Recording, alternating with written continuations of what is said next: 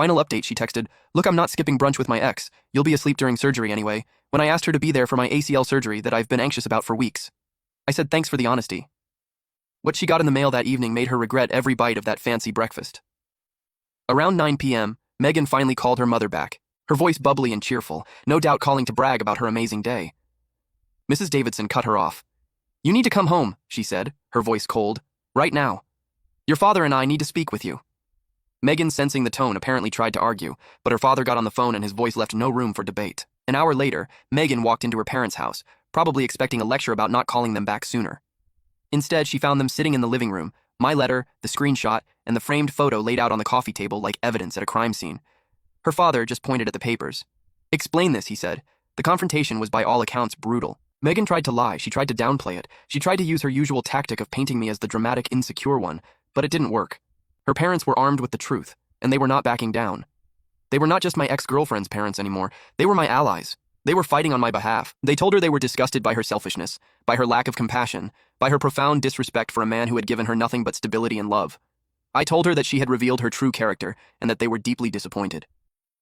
The fight ended with her father delivering an ultimatum. "You will go to that young man's house tomorrow. You will pack every single one of your belongings. You will leave his key on the counter, and you will not contact him again. Your free ride is over. You are going to learn what it means to be a responsible adult." She was left with no support, no allies, and nowhere to go but back to her childhood bedroom, her tail between her legs. Her fancy brunch had cost her everything. It has been a year and a half since my surgery. The recovery was long and grueling, just as I had feared. There were days of intense pain, of frustrating setbacks, of feeling like I would never be the same again. But I was never alone. My family was there every step of the way. And in a strange and unexpected twist, so were the Davidsons. Mrs. Davidson started dropping off meals at my house twice a week. "You need to eat to heal," she'd say, refusing any attempts to thank her. Mr. Davidson came over on weekends. He helped me with things I couldn't do on my own, like mowing the lawn or changing a light bulb. He would just sit with me and watch a game. We didn't talk about Megan. We didn't have to.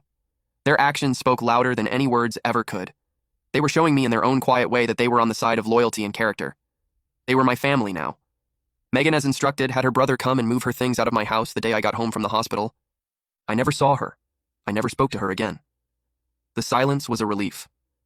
The story of her life after the breakup is one I heard in passing. She lived with her parents for a while under their strict new rules. It didn't last. She couldn't handle the accountability. She moved out and is now living with a roommate in a small apartment on the other side of town. The ex-boyfriend, Todd, disappeared from the picture almost immediately. The fun of their relationship was apparently contingent on my financial stability funding her lifestyle. Once that was gone, so was he. She works full-time now trying to make ends meet. The glamorous life she craved is nowhere in sight. As for me, my life has moved forward in ways I never expected. My physical therapist was a kind, funny, and incredibly patient woman named Laura. She pushed me to work harder than I thought I could, and she celebrated every small victory with me. We spent months working together, and somewhere along the way, our professional relationship turned into a deep friendship, and then into something more. We started dating 6 months ago. It's a quiet, easy love. It's built on a foundation of mutual respect and genuine care. She was there for me at my weakest, and she saw me fight to get my strength back. She knows who I am at my core. Last week, I took her to meet my family. My parents and my sister adored her instantly.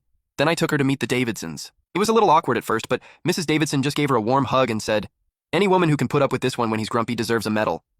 Welcome to the family." My revenge wasn't about a single dramatic moment of confrontation. It was about truth and consequences. I didn't have to yell or scream or shame Megan myself.